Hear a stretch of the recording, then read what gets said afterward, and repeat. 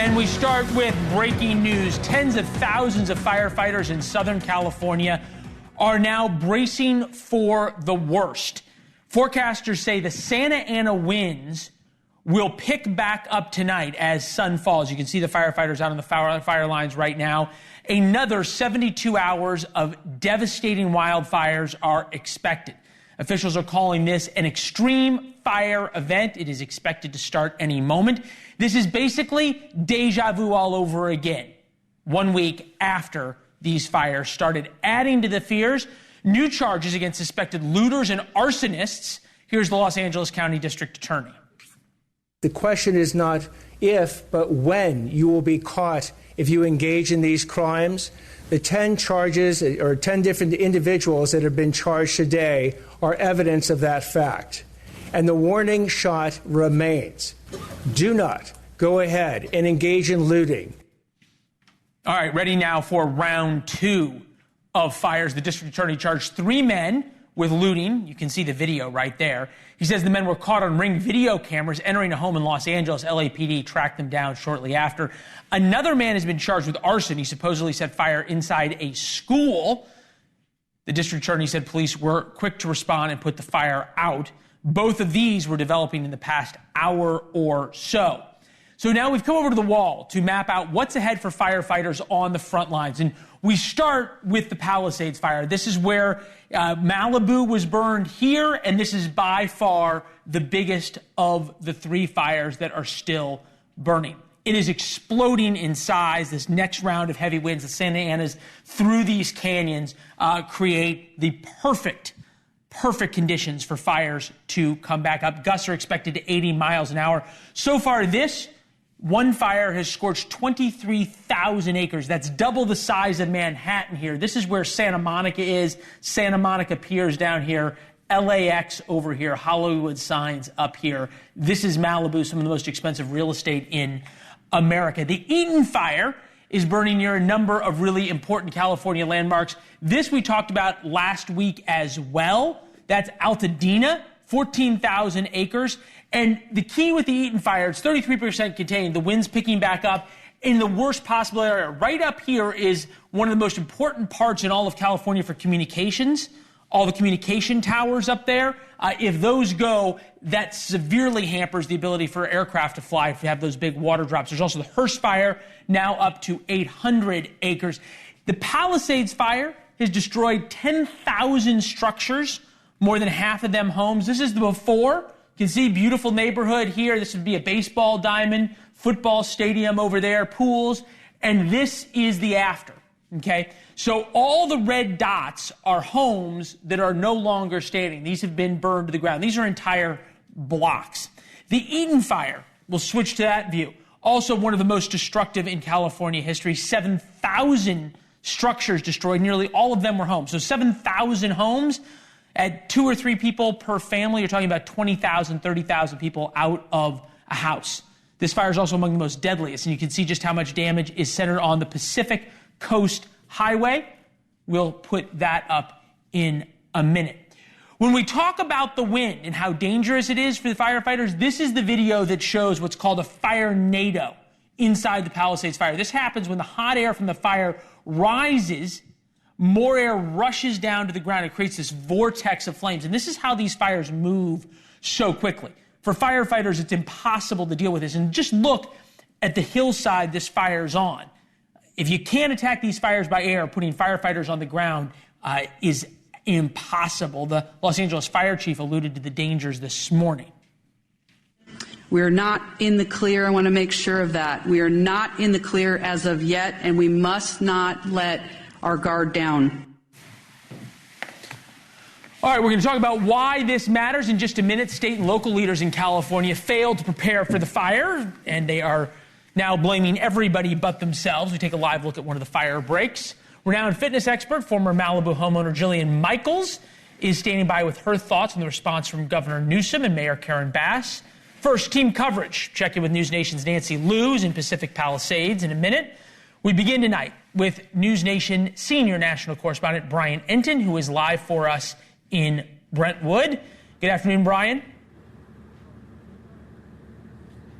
Good afternoon, Leland. Yeah, we are in Mendeville Canyon, and this is really the front lines to the Palisades fire. You've got all of these fire crews who are up here. They've been up here all day. I want to walk up a little bit with you up some of these dirt roads and trails, and you can get an idea up here of just what the situation is today. It looks very, very different than when I saw you on Friday, Leland, but I'm going to explain why different is not necessarily better.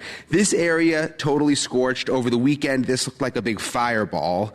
Now it's all scorched land. You look over there on the ridge and you can see the firefighters out there surveying the land. This is what they've been doing all day long because the concern is there's going to be flare-ups. While it looks like the fire's out, this is the way it's been explained to me all day, it's very, very deceiving because if you dig down just a couple of inches, you will see red embers and you will see roots on fire. And the concern is that come late tonight and tomorrow, when the winds go up to 50 or maybe even 75 miles per hour, remember we've got another red flag warning coming, that it will disturb the ground and that those embers will come up and out. And I am told there's about an 80% chance that there will be another very serious fire in this area, which is why these firefighters have been out all day long. They've basically been going in, digging out these fire breaks to try to keep the fire, if it starts again, from spreading into the homes. And then also you see they've run these hoses. You see the yellow hoses. This is all new. These are the new resources that have come in. In fact, there's actually these prisoners out in this area, these firefighter prisoners. They were out here earlier running the hoses, getting everything ready for tonight and tomorrow so that if there's a flare-up, they'll be ready to go, Leland. Give me a sense, Brian, just in terms of fatigue, right? We were talking last week, there were guys who had been on the fire lines for 48 hours or so.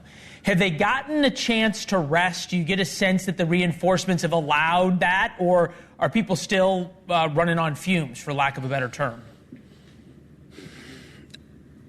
I think running on fumes, I mean, maybe a little bit of rest, but I think there's a lot of anxiety, too, about what's to come over the next 24 hours. I mean, remember, every single time there's been a red flag warning and this warning from the Weather Service about these winds, the last several times, there have been major destructive fires.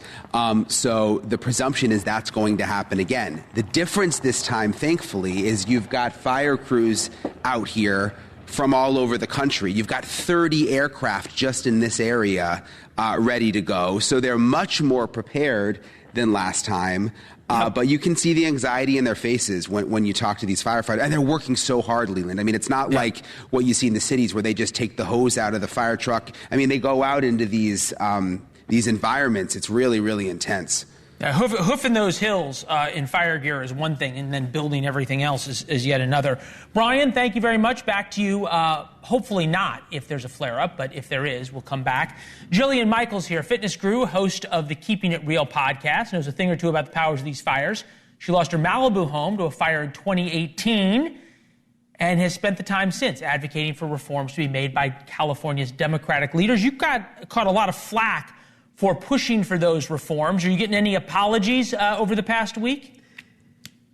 Not yet, but none of that matters. The reality is that while you're seeing $20 million mansions flattened, there are thousands of people who are going to be financially devastated by this.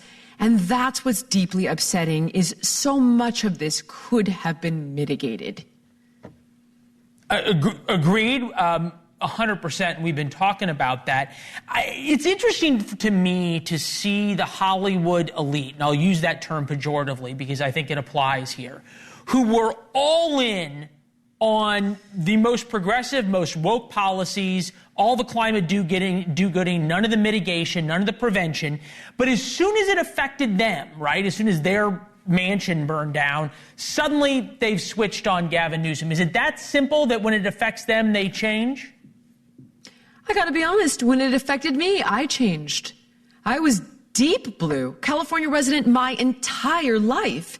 And it was a series of events that started with how Gavin Newsom handled PG&E's role in the 2018 fire and let them off the hook, didn't hold them accountable because a $10 hook broke on a power line that was 100 years old. literally let them off the hook because they donated to his gubernatorial campaign. And then the way he ran the state throughout COVID, the way he handled the riots, it affected my life and it changed me. And I think you're going to see that when it touches you, it changes you. And for California, that's a good thing because it is in desperate need of reform. Yeah, you see things are changing. To be fair, though, right, it's more than, just holding PG&E accountable. If you buried power lines, that would solve a lot of problems. Still haven't learned from that from 2018. The water issue, we've covered extensively here, remains an enormous issue. When you say California's changed, that's for a good thing, or is changing for a good thing, what do you see? All of a sudden going to be a bunch of people walking down Malibu Beach wearing MAGA hats? Well, okay, first of all, you're absolutely right. This was a failure on so many different fronts. It's staggering, from forestry management. And I'll give you a very specific example because there are many that like to claim Gavin Newsom couldn't have done anything. Oh my gosh, there's so much red tape. There was a bill, it's called AB 2330, that passed all of the legislative entities in California. The Senate, it landed right on his desk. And it was a broad consensus that forestry management needed to be done, and he vetoed it due to ongoing costs. And that is the tip of the iceberg. If you go back and you look at Proposition 1, where citizens voted to fund new reservoirs by $2.7 billion in 2014, not one has been built. And listen, MAGA hats may be. I mean, you saw that the state gained far more red voters in this previous election. I think there's going to be a change for sure in the next run for governor. And while I hate to make this an issue of red versus blue, I tend to look at this as if California was a company, right? It's one of the largest economies in the world. You've got a bad operator, period. It doesn't matter what party he belongs to. It doesn't matter what party Bass belongs to. But I do think, and I'll give you one more example, people are forcing change. And if you look at Prop 36, which was focused on cracking down on crime, Gavin Newsom opposed it, and it passed. So hopefully more things like that will go on in California because my mother still lives there. My ex still has a home there. My brother lives there. My lifelong friends live there. And I think they're all coming around. They didn't flee with me to Florida in 2021, and I think they regret it now. That's quite a statement. I think what you said at the very beginning requires a little bit more examination. When you said people are going to be financially devastated, because when we put up the video of all the homes in the Palisades that were destroyed, a lot of these were middle-class homes. At least that's the way it started 20 years ago when people bought them for very modest sums. Now they're worth millions, but people can't afford to rebuild them. And it's the same, right, with all of the lax laws from Gavin Newsom on crime, which is it was always the poorest among us who got hurt because it was the CVSs in the poor neighborhoods that closed. Now it's the poorest among us who've lost their homes and can't afford to rebuild, the least fortunate. At some point, right, you said, you left California. Are you hearing from more friends who are saying, I'm willing to leave as well? They're all going. They're all moving. I think probably half of the people I know in California have informed me that they're coming to Miami, which is, I'm like, oh my God, the real estate is going to be insane here. But I'm not even remotely surprised. Anybody and everybody who doesn't have deep roots here, because a lot of people do. Their job is here, their family is here, as I mentioned. And it's something that forces me to come back to California often for those same reasons. I mean, I work for Bill Maher right now. I'm at his studio. It's in Los Angeles. My mother is here, and I had to help her evacuate. But the people who can pick up and go are picking up and going. And you mentioned how this hurts people who are the most disadvantaged. If you look at the Eaton fire, the Altadena area, those people are not rich. I have a friend who coached my son's baseball team. He's not rich. He has a $9,000 mortgage he needs to carry. Obviously, I'm talking about a gentleman whose house just burned down. He has $100,000 from his insurance as an interim amount to find housing until his home is rebuilt. He's got 2 kids. Rent has skyrocketed, as you mentioned, through the roof. He had to get a place for $15,000. That $100,000 will be gone in how many months? Less than a year. And it's going to take him 2 years to rebuild. And that's nothing. That is nothing like what people are facing. It's going to devastate people financially. And that is disgusting. And it was preventable in many cases and absolutely heartbreaking and should change. Yeah. I would argue predictable as well. Jillian, there's so much more we wanted to get to you with about RFK's confirmation hearings, a lot about what Gavin Newsom was saying, Joe Rogan's podcast, on and on and on and on. So I propose, we've been trying to book you for a long time. This was awesome. We would love to have you back to talk about all that, all right? I would love it. Thank you for having me today. Appreciate it. Thank you. Thanks for the thoughts. Donald Trump says he will go tour the devastation in California. He's making big promises ahead of his inauguration. Why Trump always wins when we come back. Back in Washington, we're 1 week away from Trump occupying the White House again. Team Trump keeps promising shock and awe on day one of his presidency. Executive orders, mass policy changes, huge tariffs, tougher talk on taking control of Greenland and the Panama Canal. That is our Why It Matters segment tonight, because it will cause a meltdown of glacial proportions by Trump haters and skeptics. Everybody in D.C. will take the bait, and nobody in the rest of the country will care. In fact, they'll probably enjoy the show. Rule number one of Trump, as once explained to me my friend Tony Katz, Trump always wins. Or at least he declares that he has won. For Trump, it is about the winning. He makes huge threats, gets small concessions, declares victory, and moves on. J.D. Vance, for example, laid out the art of the deal on Greenland yesterday. We also need to make sure that Greenland is properly cared for from an American security perspective. And frankly, the current leadership, the Danish government, has not done a good enough job of securing Greenland. I think there actually is a real opportunity here for us to take leadership to protect America's security, to ensure that those incredible natural resources are developed. And that's what Donald Trump is good at. He's good at making deals, and I think there's a deal to be made in Greenland. And at least in Greenland, they're paying attention. And in Denmark, the New York Post reports Denmark frantically messages Trump about security concessions on Greenland after he threatened to take it over. With us now, Bill O'Reilly, host of the No Spin News on BillO'Reilly.com, author of the book Confronting the Presidents, No Spin Assessments from Washington to Biden, on the bestsellers list, I might say, for 17 weeks in a row, for which I take only a small amount of credit, Bill, for the special that we all did together for the book. On to Donald Trump. Is Donald Trump sort of already winning now, as I described it? Well, first of all, I want to put Jillian Michaels in charge of Greenland. I like her. She's a truth teller. I don't know if she's going to like the climate up there, but you could do a lot worse than have Ms. Michaels run that place. John Fetterman wants to, too. Nobody knows. Nah, he'll scare everybody up there, and the polar bears will flee in terror if he goes. But nobody knows what this is about except me, Leland, which is why you're so fortunate to have me on the air tonight. It's about lithium.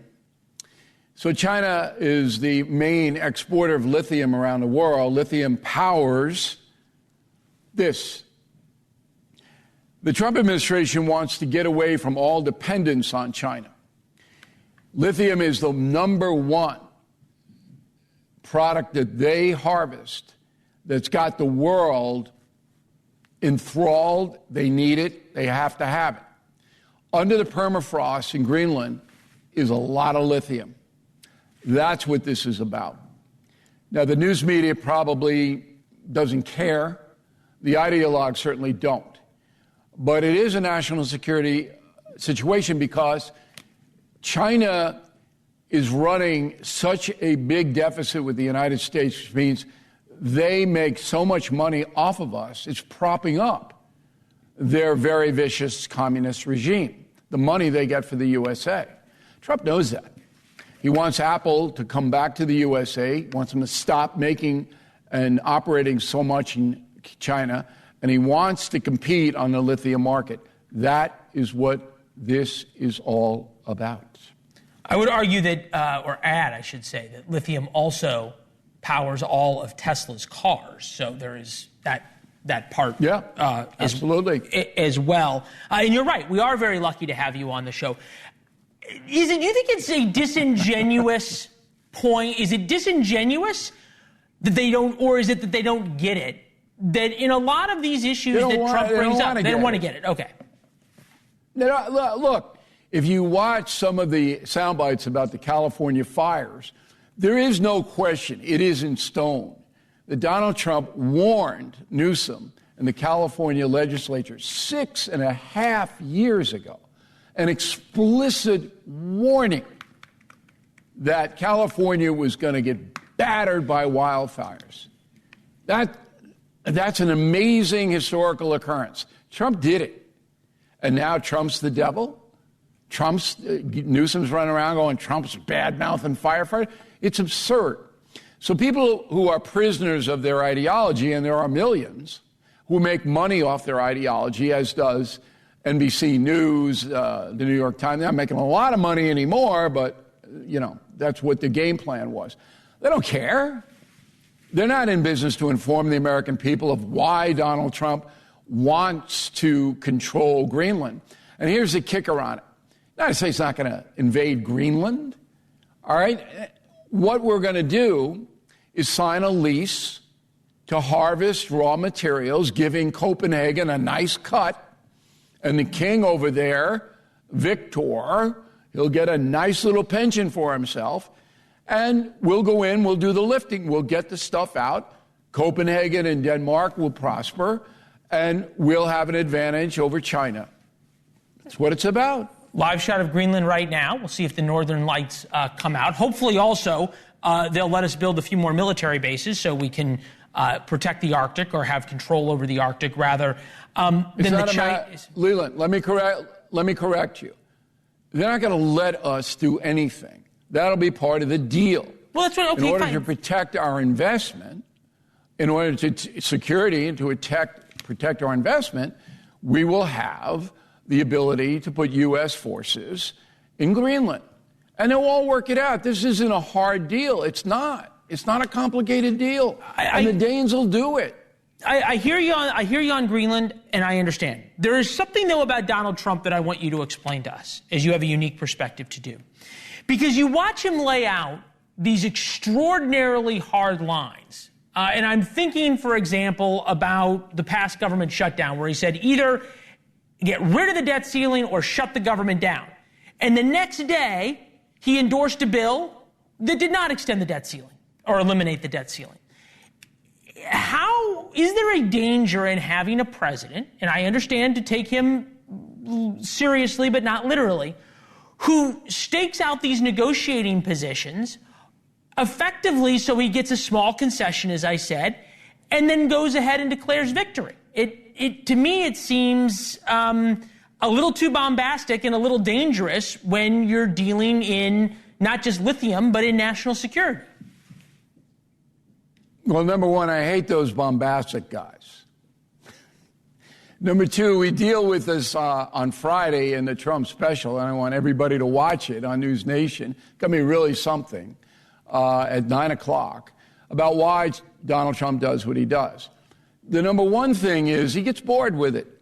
He's not a pencil pusher. He's not one of these guys that sits in meetings for hours on end and ruminates. I mean, he gets bored. And so he livens things up by throwing these hand grenades in, and it gets everybody reacting, and he gets his enemies all in his snit. And then he does what he wants the next day. I mean, I've been watching this for 35 years. I don't care about it. I just want good deals for America. And I think at this point, with his unbelievable power coming in next Monday, he's going to get some very good deals. How he does it doesn't really matter to me. Yeah. Results speak far more than words do. Yeah, sure. There you go. And we're going to talk about that. Bill O'Reilly's The United States of Trump, based off of Bill's book. And Bill, we didn't talk about me giving your book a plug, but I went back and read The United States of Trump in preparation for our interview. Whole thing airs at 9 p.m. Eastern. And I must say, it gave me a new way and reminded me of the prism from which to view Trump and his actions. I thought it was extraordinarily well done. We will all look forward to Friday. We'll see you back here on Thursday with a preview. Well, I'm glad you liked the book. It is not a cupcake book. In fact, I mean, I can't even tell you how many times President Trump has scolded me over the past year for criticizing him. And my answer is always the same. What do you expect me to do? You're not perfect. I'm a news analyst and a historian. What am I supposed to do? Say that when you do something that's not good, that it's good? And that's not what we do. If the American people care about the new president, they'll read United States of Trump because it explains why he does what he does. And you don't have to like him. It's not about like or dislike. I understand people who don't like him. I understand that absolutely. A lot of people, Leland, I know that you'll find this hard to believe, don't like me. I thought John Garamendi last Thursday on a Cuomo show was going to, have a conniption after I laid out what was going on in California, and it was absolutely true. He was like, O'Reilly, I thought, it's like, and Geraldo, oh, he's a bloviator. Who knew? But my job is to call him as I see him. And we do that Friday night, 9 p.m., NewsNation, and people will like this. Not boring. No, not boring at all. Nor has any interview with you ever been boring. Bill, we'll leave it there. You. We'll see you on Friday and Thursday to preview it. Republicans in Congress say no money for California disaster relief unless they make major changes to the state's climate policies. How that could really bite Republicans. I certainly wouldn't vote for anything unless we see a dramatic change in how they're going to be handling these things in the future. 7 days into the California inferno, and America's progressive illiberal elite have been exposed. We talked to Jillian Michaels earlier in the show about this. We're seeing in real time that their deep personal convictions of progressivism are about as deep as that empty California reservoir. Speaking of which, California Governor Gavin Newsom still has no answers about how the failure happened. At the local level, more than 122,000 people have signed a petition demanding the resignation of Los Angeles Mayor Karen Bass, who was in Ghana for most of the fires. The petition says under her leadership, the city has been woefully unprepared to ensure the safety and well-being of its residents. Basic resources such as water and emergency services have been inadequate, and leadership has been nowhere to be found when it was needed most. A fact check true on that statement. California Congressman Tom McClintock standing by to discuss the lack of preparations and the woeful response from California's progressive leaders. But first, we check in with Nancy Liu on the ground for us tonight in the Pacific Palisades. Nancy, and I hate to be so direct about this, we're hearing about 80-mile-an-hour winds coming. What is left to burn? Well, not much at all here in Pacific Palisades. You can see we've already lost much of this community, and as well as the community of Altadena. And you used the term deja vu earlier. That's exactly the feeling tonight, Leland. Calm winds right now, but they are going to pick up in the higher elevations, and that means new extreme fire danger in other communities. To the north, we're talking Thousand Oaks and Simi Valley and San Fernando. So we are not out of the woods yet. And the danger is with the red flag warning, we have them often, but this time we already have 2 major fires still going. So the risk of a new fire, it is high. So, Leland, a sense of dread tonight as the winds start to pick up. They're expected to be extremely high again. And Leland, I've been spending the weekend talking to a lot of firefighters. I've heard all kinds of horror stories from the hellacious fight on Tuesday into Wednesday. They were in a literal firestorm. It was a hurricane of fire, and the conditions they faced, tapping hydrants, some of which, had no water, was extremely dangerous, life-threatening, and just a scary, hairy firefight, Leland.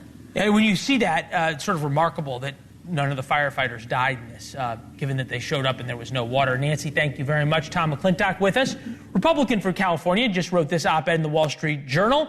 Bad policy served as kindling for California's wildfires. Bad forest and water management, misplaced priorities, and price controls also played a role. Congressman, I want to be fair about this, and my fiance and I had this conversation last night over dinner. really, if there had been wildfire mitigation, somehow this fire wouldn't have happened and all these houses would be standing? If there hadn't been DEI at the Los Angeles Fire Department, there would have been strike teams and we would have only lost a house or two? Can we really say that? No, the Santa Ana winds produce wildfires practically every year. This is how nature gardens. Back in the before the 20th century, California lost about 4.5 million acres a year to catastrophic fire. But then we decided to do some gardening. We established land management agencies that removed excess timber so that the forests were resilient and strong. We did a lot of grazing that kept brush down to a minimum in Southern California. I remember growing up in Thousand Oaks. Thousands of head of sheep would be constantly grazing the Santa Monica Mountains. Environmental policies starting in the 1970s changed that. The land management policies that we had adopted prior to that had brought our catastrophic fire loss from about 4.5 million acres a year down to just 250,000. Well, in 2020, it was back up to 4.5 million again. Now, that's not a new normal. That is the old normal coming back because we stopped the policies that actually worked. Well, fair enough. You have the data to support it. I made the point to Rachel that it's not one of these things. It's the multiple policies. It's the water policy, the land mitigation, wildfire mitigation. It's the DEI policies. It's the leadership. It's the money for homelessness. It's everything at all.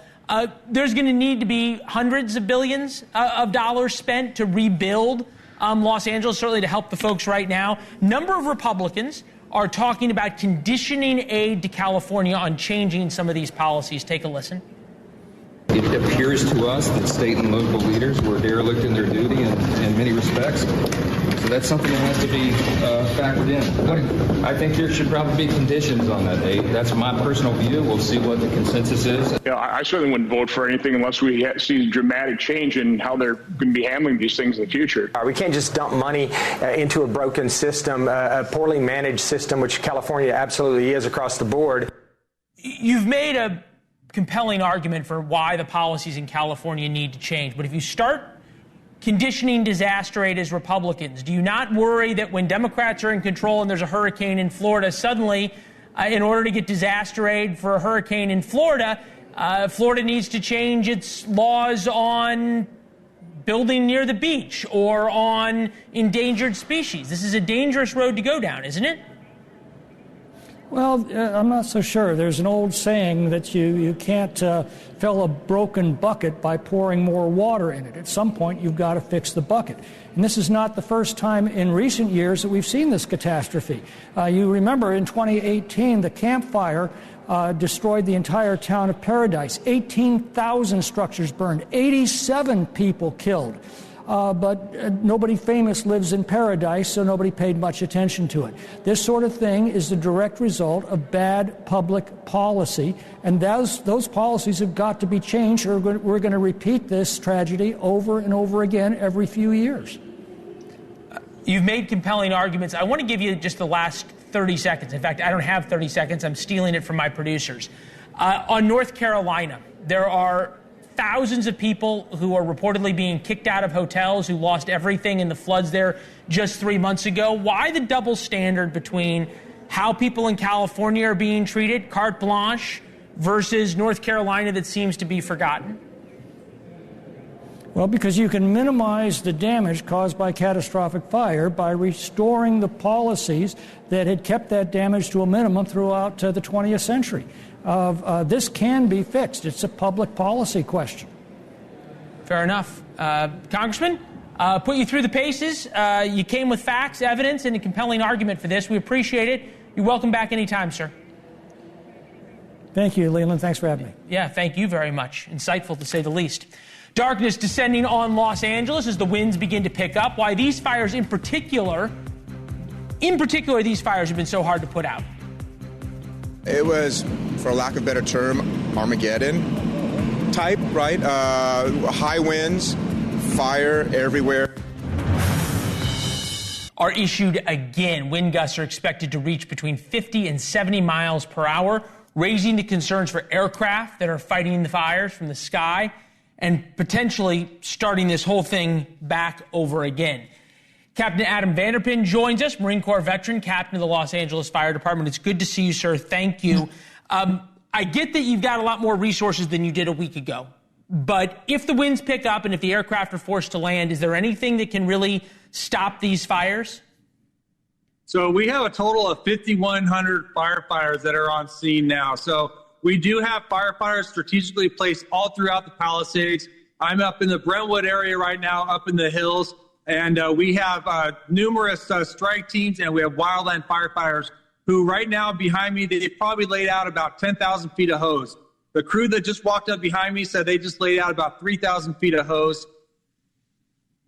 They're using hand tools. They're hiking in steep, rugged terrain, trying to get a line all the way around this fire. So we have over 44 aircraft that are on standby in anticipation of this wind, as well as strike teams and fire crews all throughout Palisades, in every community, every neighborhood, standing by in anticipation of this wind event. I can only think of the difference, and you don't have to answer it, it's a rhetorical question, of how different things would have been a week ago if there'd been able to be those kind of preparations. That said, let's look forward here. How long can you keep this up? We've got dry conditions, we've got big winds. How long can people survive on the lines with this kind of hard work? Well, we're anticipating the winds to stay through through next Wednesday. So with those winds, we're going to continue. We're going to remain a large footprint here, just in anticipation. If there is another embercast, if there's another fire start, then we are standing by. We're ready to deploy. We have multiple fires going on in this region. So the incident commanders will prioritize if there is another start, or if we have a flare up from this, we'll be able to respond appropriately. Do you have enough water? Well, water is always a challenge, especially now with when we had such a large scale. This is over 23,000 acres. So we're talking about 30 miles of a fire. And that first night, I was here that first night, and water was a challenge. Yeah. And now you think about 10,000 feet of hose. That's miles of fire hose. Captain, we appreciate you being with us. And obviously our thoughts will be with you guys out on the front lines. Thank you. All right, Godspeed. Trump's cabinet picks, well, they're preparing to face a grilling in the Senate tomorrow. Why that might be the very best thing, a grilling that could happen to Pete Hegseth.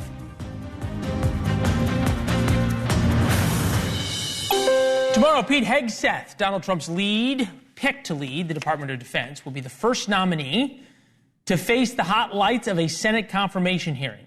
Admittedly, Hegseth is a controversial pick. Accusations of sexual assault in his background and little experience beyond 2 combat tours, along with time on the Fox and Friends morning show couch. It's pretty much about it. But Democrats are admitting this might not be about Hegseth at all. From Axios, here it is. Schumer's private Hegseth plotting. Republicans spent 4 years, quoting Schumer, they say. Republicans spent 4 years attacking the Democratic brand, and we need to use the hearings to begin returning the favor. How about that? Here now, Washington Examiner editor-in-chief Hugo Gordon, Notice politics reporter Jasmine Wright. Nice to see both of you. Jasmine, you have any idea what he means by that? Well, the Democrats want to make their stand. Obviously, they got beat pretty badly in November. They both lost the Electoral College and the popular vote. What does a stand look like?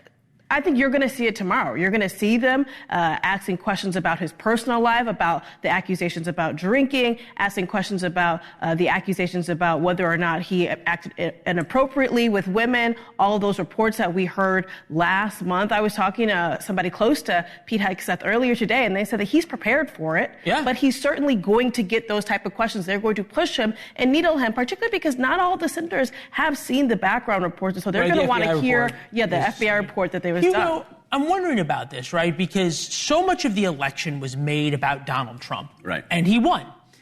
Whether or not almost, and we saw this flip that 1 week with Pete Hegseth, whether he's almost relishing and whether Donald Trump is relishing this fight on personality, not on policy. I think that he's very willing to go head-to-head on all sorts of challenges, personality. It's perfectly clear that the Democrats don't want to focus on personality. They came out with an ad just the other day, as you probably saw, where all the senators were saying, we are working for you, the people. The thing that they realized that they did, and their advisors afterwards said, we goofed, we blundered, they were focusing too much on Trump. They want to present themselves as fighting for people. And so that's the way that they want to present it. If it gets back to personality, then that's not a fight that Trump is going to lose. I guess, Jasmine, that's the question, right? Is that Democrats lost an election by opposing Donald Trump, and now you see Schumer basically saying, hey, we're going right back into opposing Donald Trump at all costs. I mean, there's no world in which the Democrats stop opposing Trump. It just doesn't exist. I mean, maybe individual nominees will get bipartisan support, but certainly not the totality of them. I think where Democrats are trying to go is that they're trying to pick their battles. And sure, they're going to be partisan, but they're trying not to look so partisan in front of the American people. They're trying not to tip their hand so much so the American people doesn't believe that it's only politics, instead that they are working for them. Ergo, that video that you saw. Now, of course, that's going to be up to the interpretation. So they're going to want to needle the line, not necessarily go over it. But that is what, again, Hegseth and his people are prepared for. Hugo, you get the last word on this. What do we make of the rollout, right? Is that all of a sudden Pete Hegseth, who I think right now is the lightning rod, and certainly before the Christmas break was on the ropes, he's certainly gained strength since then. What is the strategy about putting him first out of the gate? I think the strategy has been that they want to take the controversial person. They know that he's going to get attacked. But the thing that they have done in this campaign, in the transition, is they have conducted the Pete Hegseth confirmation